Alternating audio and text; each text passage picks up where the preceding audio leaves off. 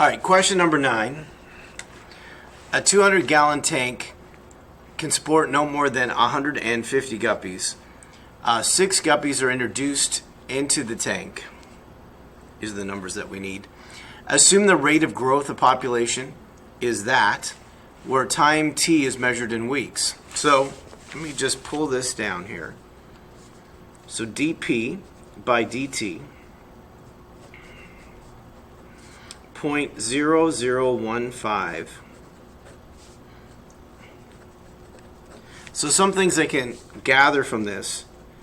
The maximum, or the ceiling, is 150. K, the rate of growth up to that, is 0.0015. And I can get that from here. That means the logistic equation's a fraction.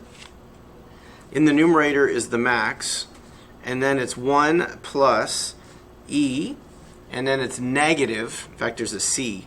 We don't know what this c is, so I'm going to put c in there. And it's negative, and then it's the k times the m to the t.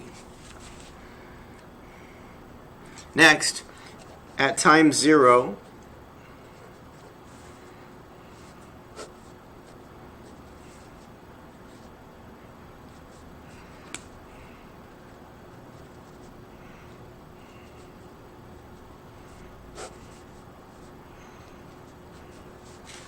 so at time 0, there is 6 fish. That's when you got put in first, right? And then you need to solve that. So you plug in 0 and make it equal to 6. All right, use your calculator and solve it. We can do it together here if you need support. So this is what it would look like. So menu, algebra, solve. Oops. Menu, algebra, solve. Where am I? Oh, it's here. Try it again. Menu, algebra, solve. We need a 6 equals, I need a fraction, 150, and then in the denominator is 1 plus, now I'm going to use c, and then e to the negative 0.0015. Actually, it's times 0, right? So let's just do 0. Because if you multiply it with 0, that whole exponent's going to be 0. And then comma c.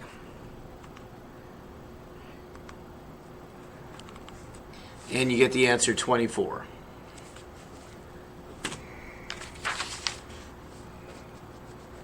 So now I have an equation. 150, 1 plus 24, e.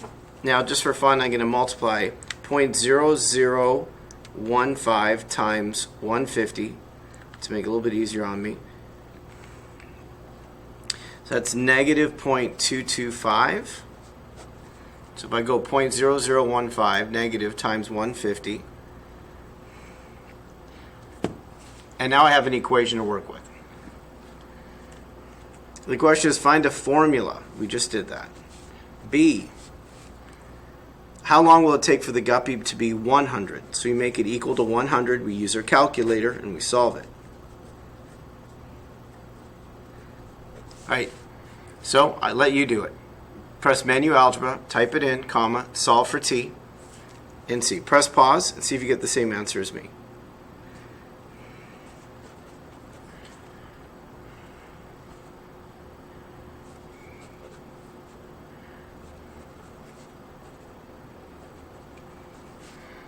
And then for the second one, how about 125? So same kind of setup, but equal to 125.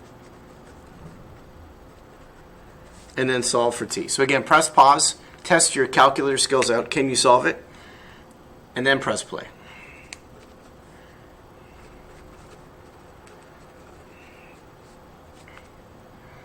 All right, there's number 9. Number 10. The amount of food placed daily into a biolab enclosure can support no more than 200 fruit flies. A biologist releases 25 flies into the enclosure. So releases is a little bit confusing. He puts 25 flies into the enclosure. 4 days later, she counts 94 flies. And then give the logistic equation and so on. All right. Let's break this down so we understand it. So it's a logistic equation because there's a cap. So the cap is 200. We don't know what K is, but we do have some information that we can work with.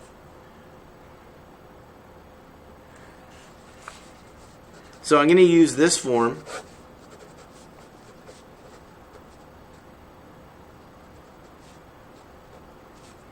to begin with. Oh, there's a C in front. I keep forgetting that C. There's a C in front in terms of that. So we're going to use that form. So what do we know and what can we plug into? So right now I know M is 200, so I can do that.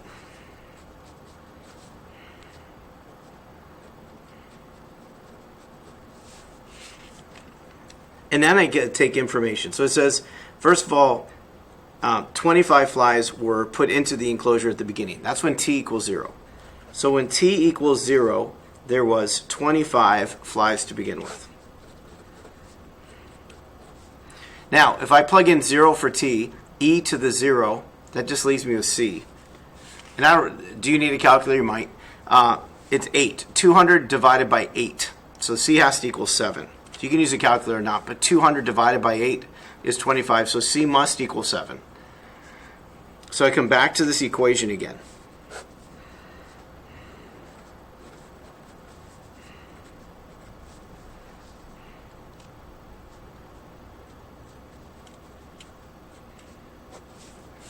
And now I need another information. So right now I know what C is.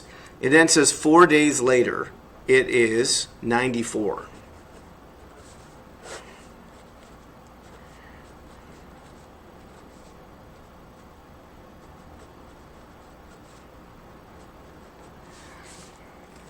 So plug in 4 for T, make it equal 94. Now you're going to solve for K.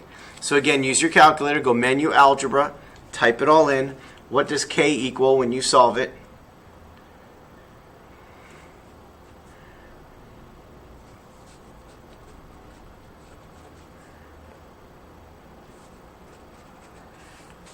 Did you get 0.00228? You should really try it. Again, press menu algebra, type it all in, go comma K, close it. Does it give you that answer? So now, when I put it all together, I have 200, 1 plus 7, E. Now I'm going to multiply this together. So K is 0.0028. So I'm going to go 0.0028 times 200. That's 0.56.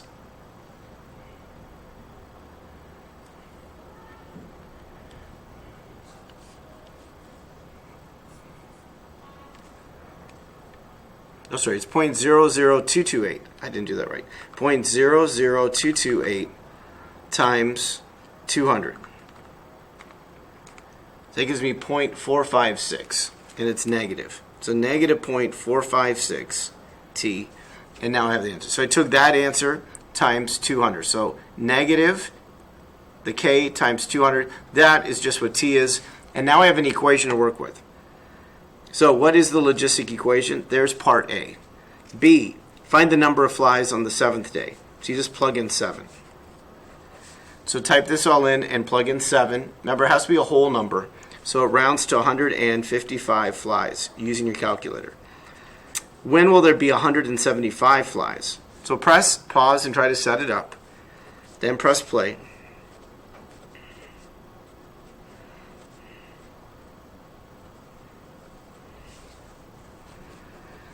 So this way you make it equal to that and solve for time. So how many days will that be using your calculator? 8.526 days. Part D, find the logistic differential equation. That's this one. And then for this one, we're taking the K, which is 0.00228, and we're multiplying it times P, and then taking the maximum amount, subtract P. So it's Kp, m subtract p. Kp, m subtract p. Part E, find the population, the time at which the growth is the fastest. So the growth is fastest halfway there. So that would be when there's 100 flies.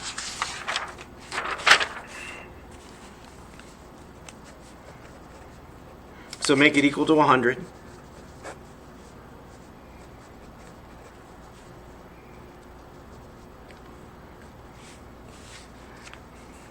Put that in your calculator. Blurry. There it is. All right, put that in your calculator. Menu, algebra solve, and then comma t and solve for t. So halfway there. At what time is it halfway there? And it's 4.263.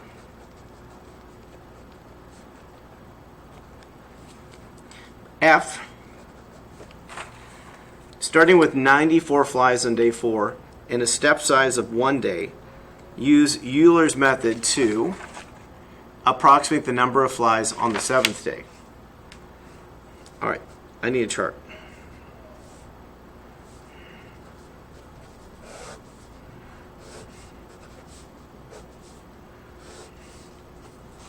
So t, instead of x and y, we have t in the population. And then we have the derivative, which is dp by dt. I'm just going to write it out. It's 0.00228 p, 200 minus p. That's the derivative. And then the change in y is taking the derivative answer and multiplying it by the change in x. And it says the step size is 1 day. So I multiply it times 1, or it's just what the derivative is. So for the first one, starting with 94 flies on day 4. So day 4 has 94 flies. Then I'm going to plug that into here. So all I need is p, and I plug it in. So use your calculator.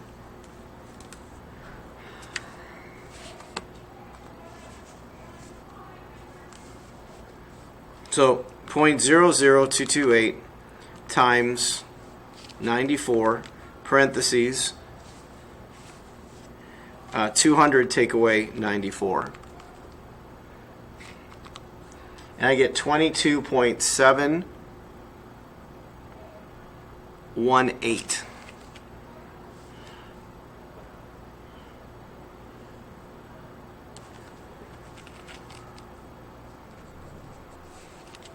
If I multiply that times 1, it's just 22.718. And then I add that. So on day 5, if I add that, I'm going to keep a decimal to the end. So 94 plus 22.718, that's 116.718. And now the derivative again. So 0.00228 times 116.718, parentheses, 200, take away 116.718, and I get 22.163. So I'm going to put that in there. So multiply it by 1, I get 22.163. Day 6, I add that. So 116.718 plus that derivative. That's now 138.881. The derivative again, 0.00228 times 138.881, parentheses, 200 take away 138.881, and I get 19.353. So now it's going down just a little bit. So that's the derivative. And the question is on day 7. So now I'm just going to add that to 138.881. And approximately, in terms of whole flies, how many flies would be in there?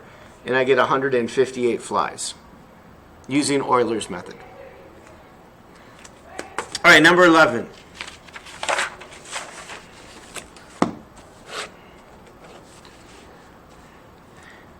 All right, these are review questions, which I love, because if we don't practice, we forget.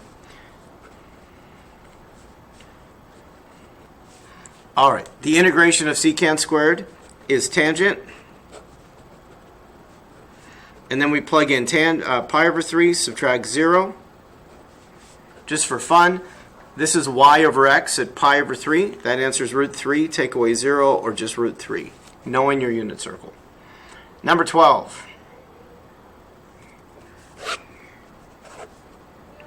Integrate from 0 to 1, 36 over 2x plus 1 cubed.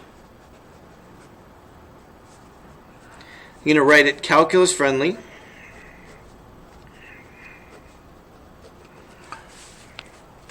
And the derivative the hook I need is 2. It was 36. Divide it. It's now 18. So it starts with 18. You can ignore it or circle it. Add 1 to the exponent.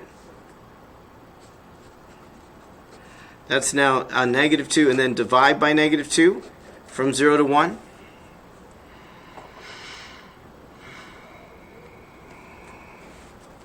This is negative 9.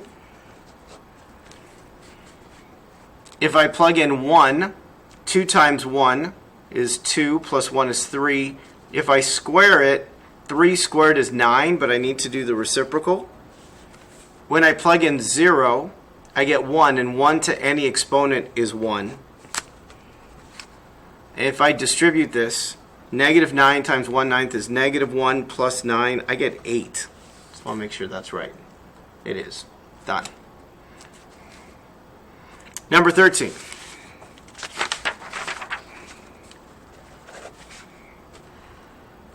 I'm integrating the square root of x over x minus 1 dx. And it says, hint, let u equal the square root of x. So that means du is 1/2 x to the negative 1/2 dx. Oh, u squared, going the other way. So u squared is equal to x. Because we solve for x, and then the derivative of x is 2u du.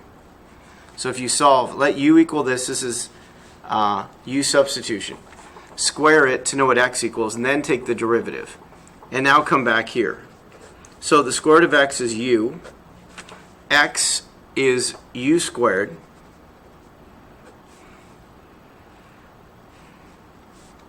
And then dx is 2u du.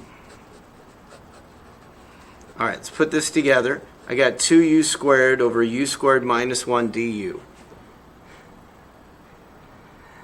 All right, now we're going to do long division. I see what's ahead of us. That's why I'm smiling.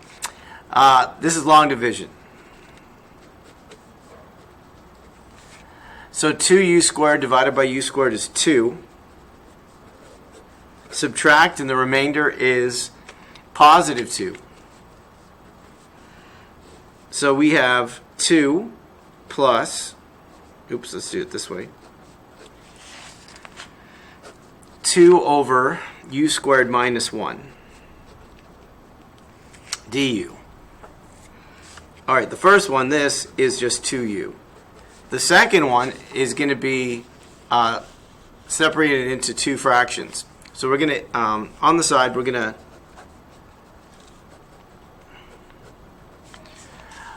to factor. You have a for u plus 1 and b for u minus 1. To make common denominators, you'd multiply by u minus 1. You'd multiply by u plus 1.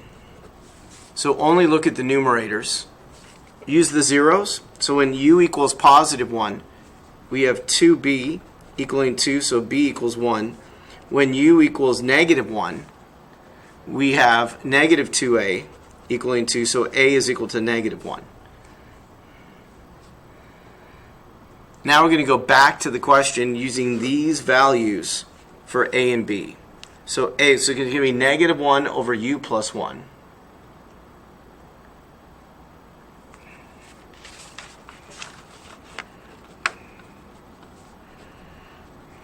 we'll put the negative 1 in front. And then it's going to be positive 1 over b is 1 over u minus 1. All right, so we have 2u minus ln u plus 1 plus ln u minus 1 and plus c, right? Because there's no, it's an indefinite integral. The last step is to plug x back in. So u is equal to square root of x.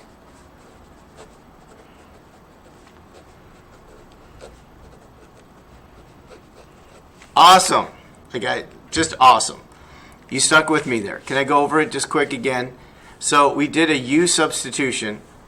It ended up where I needed to do long division. It ended up where I needed to do this by separating into partial fractions. So I factored and split it up and found what a and b equal. I went back and then had two different fractions. Both of these are logarithms. One's negative. Then I put root x back in for u plus c. That's magical. Very good. All right, number 14. Now we got to get off the merry-go-round. Not all of them will be that much fun. Okay, we're going to integrate from 0 to pi over 4. E to the tangent x. Secant squared x dx. And how would I handle it? So the hook comes from the exponent. So the derivative of tangent x is secant squared. So the hook is there. So all I have to do is copy from 0 to pi over 4. And then plug in pi over 4, subtract, plug in 0. The value of tangent at pi over 4 is 1. So it's just e to the 1 minus 1, and you have your answer. Number 15. See, not as fun. Integrate, you know what I'm going to say, right? You should try it first. And then go one step at a time. And when you like the step, press pause and continue, and then press play. So, it looks like a logarithm, because the derivative of the bottom, what's the derivative of negative sine x? It would be negative cosine x. So I need a negative in front. So that's negative ln 2 subtract sine x plus c. Number 16. See, not as fun. It takes practice, right? Are you willing to practice so you see it? So what do you see here? It's a fraction. It could be arctangent, but when I look at it, the derivative of the bottom is 2t, so I need a 1/2. So this is just a logarithm, and it's done. Try it first. See if you see these things. 17. Integrating tangent ln y over y dy. And then what do you see? So what I see is the hook comes from inside. The derivative of ln y is 1 over y. So the hook that I need is there. So I just need to know the integration rule for tangent, which is a logarithm. It's a negative logarithm. It's cosine of whatever's in there, which is ln y plus c. So the antiderivative for tangent is negative ln cosine, whatever's in there. And the hook was there to begin with. 18.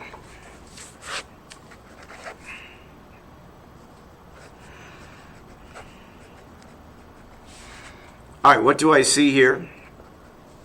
So the derivative of ln x is 1 over x.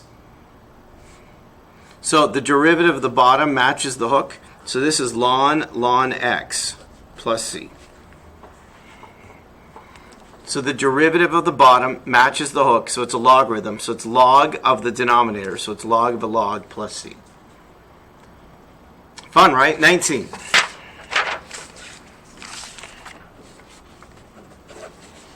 In number 19, we're integrating x squared cosine x dx.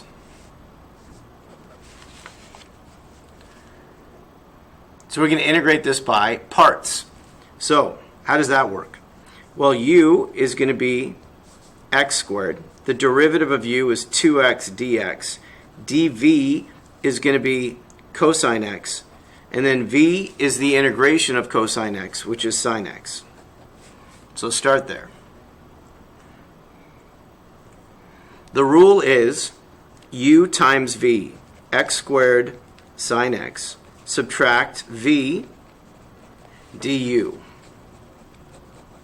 We're again going to have to do an integration by parts. U, the second time, is 2x.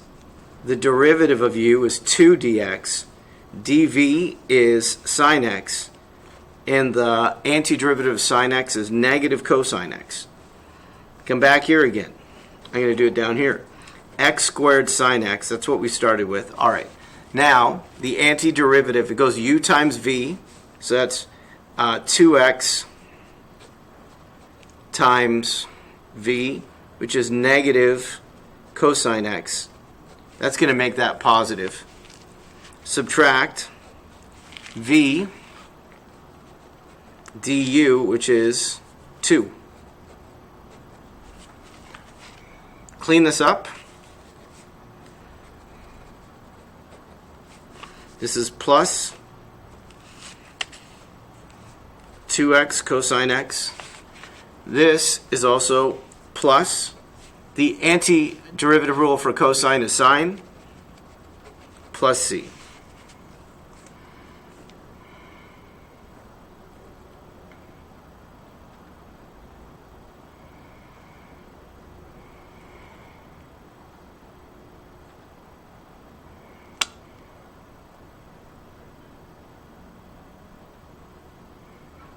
Perfect. Okay. Number 20.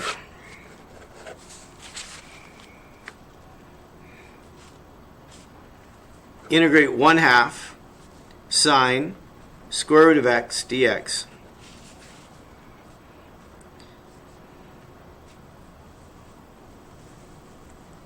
Let u equal the square root of x, square it, and then take the derivative. Come back here. I'm going to put the 1/2. We'll make it look here. So the square root of that, that's sine u. And then there's 2u du for dx. So 1/2 times 2 just leaves me with u times sine u du. Now what would you do? Press pause and think. How would you integrate that?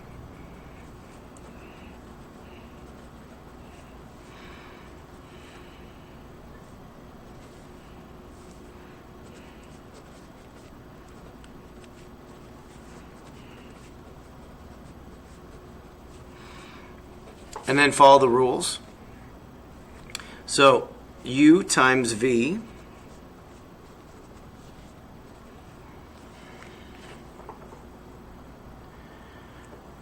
subtract v du. I'm going to clean this up just a little. The antiderivative for cosine is sine, and then plus c. Oh, got to put x back in. So where there's a u, it's root x.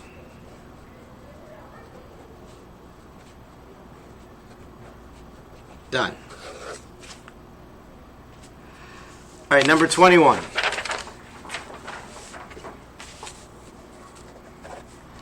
In number 21, it's the limit as x approaches 2 from the left.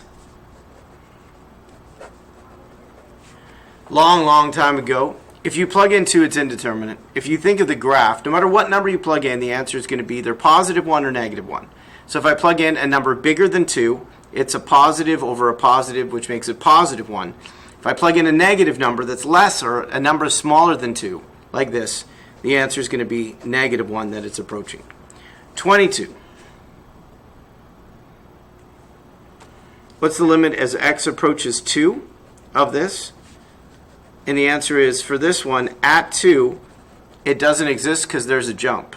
So this graph goes here and then jumps up.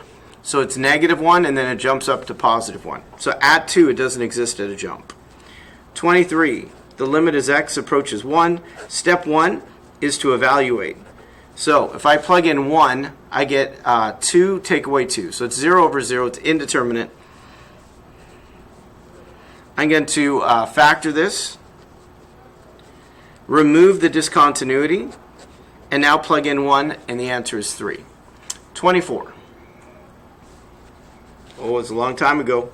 The limit as x approaches negative 1, the square root of x plus 2 minus 1 over x plus 1. We're going to use the conjugate. So the square root of x plus 2 plus 1, top and bottom. So as I write this down, the numerator, first times first, that's x plus 2. Last times last, that's minus 1. The bottom, I'm just going to put beside each other. I'm not going to try to distribute that. And recognize this is x plus 1 and x plus 1. They eliminate.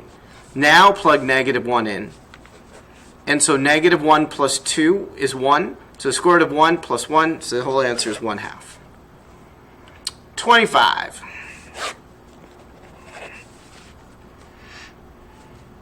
So you're given a piecewise function and find what's the limit as x approaches 1. Let me just quickly do this. So it doesn't matter at 1. So plug 1 into the top, you get negative 2. Plug 1 into the bottom, you get negative 2. So this answer is negative 2. B, what's the limit as x approaches 2? So here, if I plug in 2 into here, that's negative 4. If I plug 2 into here, that's 0. They don't agree, so this one does not exist. Here, how do I do the derivative with integration? Just plug in. What am I going to plug in first? T. The derivative of t is 1, so I don't need it. Subtract, what do I plug in? Negative t. This one, the derivative of negative t is negative 1, so I need it. So you plug in, subtract, plug in. The hooks come from the bounds, and it's done. 27. Again, just plug in x squared. When you plug in 3 and take the derivative, the answer is 0. 28. Oh, I need the hook. What's the derivative of x squared? 2x. Don't forget the hook. 28. The derivative, just take the derivative. So the fourth root of x in calculus friendly is to the 1/4. So the derivative is 1/4 x subtract 1. And the derivative here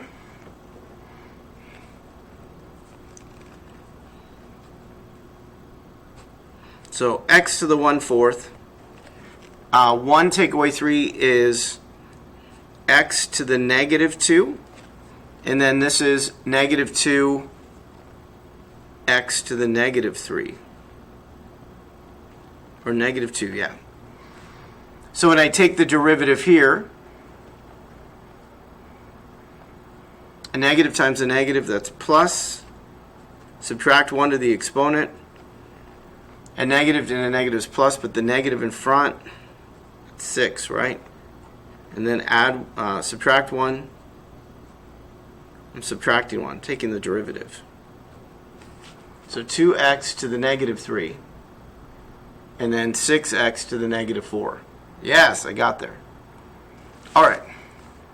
Let's come back here. 29. How can I make a and b so that they're differentiable at negative 1? Well, first of all, it has to be continuous. So you plug negative 1 in for t. And then plug in negative 1 on the bottom. And then we're going to clean this up. So that's negative a plus b minus 2. Here, this is negative b minus a minus 4. Combine like terms. So negative a and negative a are gone. B and negative b, that's 2b. Add 2. Divide. I get b is equal to negative 1. Now take the derivative. So if I take the derivative of the top, I get 3at squared plus 2bt. And I got negative 2b and just a.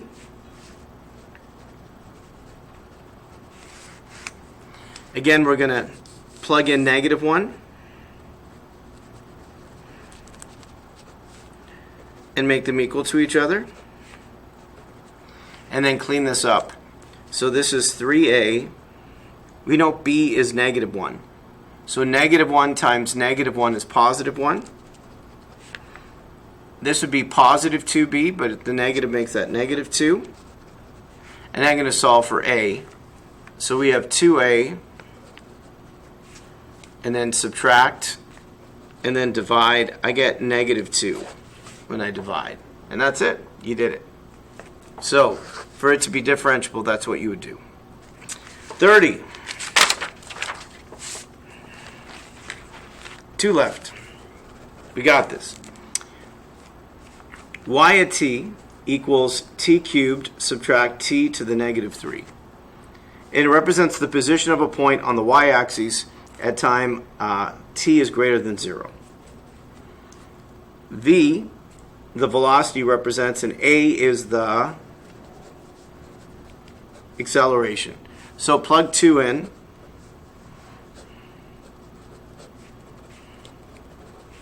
And get your answer. That's the position. B, I need to take the derivative first.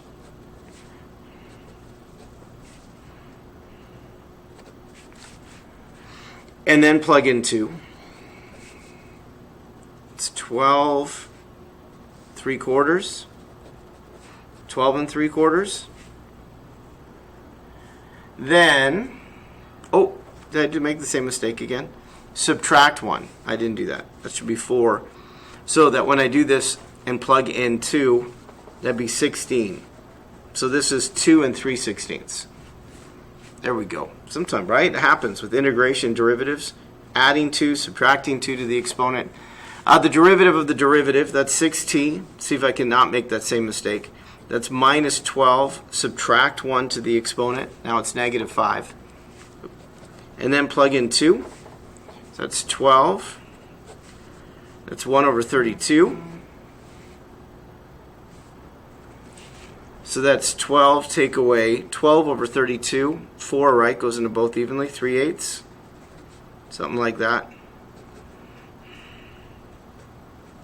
11 5/8, and you get your answer. All right, last one. 31. Y equals cosine ln t squared. What does y prime equal? So the derivative of cosine is sine, negative sine. Copy. The derivative of ln t squared is a fraction. And you have your answer. It could simplify just t over 2. 32. F at x equals tangent x times ln x minus 1. That gives you a clue what direction I'm going to go. This is the product rule. So the first times the derivative of the second plus the second times the derivative of the first. And you have your answer. Last one. Sounds good, right? 33. The derivative sine squared t over t squared. This is going to be the quotient rule. That's the bottom times the derivative of the top. Be careful here. Think of this as sine t squared. So think of it like sine t squared when you do it. So 2 times 1 in front, and then the hook is the derivative of sine, which is cosine. So there's the derivative. Don't forget the hook at the end. And subtract 1 to the exponent. So the bottom times the derivative of the top, subtract the top, times the derivative of the bottom, and then the bottom squared. That's it. Hey, I am proud of you for doing your work. Till next time, all right? Mr. G Math over now.